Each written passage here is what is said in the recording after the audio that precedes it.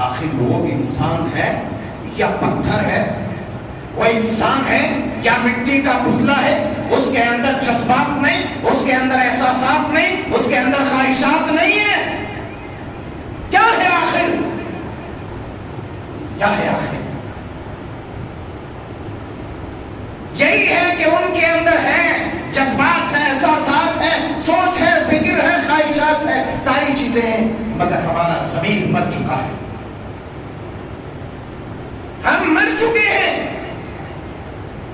جب ایک کی عمر ڈھلنے لگے، وہ انسان کے اندر فطری خواہشات ہے، جب تم اس کا انتظام و انصرام نہیں کرو گے، ان کو بھاری بوجھ تلے دبائے رکھو گے، تو اپنی جنسی پیاس کو بجھانے کے لیے غیروں کے دامن کو نہیں ٹٹول لے گی تو کس کو ٹٹولے گی؟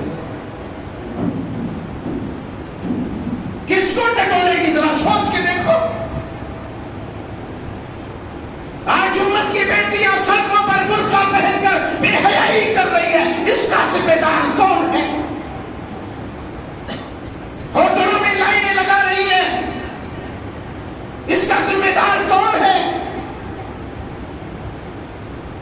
چھوڑ دو ایسی تعلیم، میں نے پہلے بھی کہا تھا کہ ایسی تعلیم سے جس سے حیا نکل جائے، جس سے انسانیت نکل جائے، جس سے غیرت نکل جائے اور جس میں ایمانداری نکل جائے، جس تعلیم کی وجہ سے بے حیائی آ جائے، خدا کی قسم ہے ایسی تعلیم سے جہالت بہتر ہے۔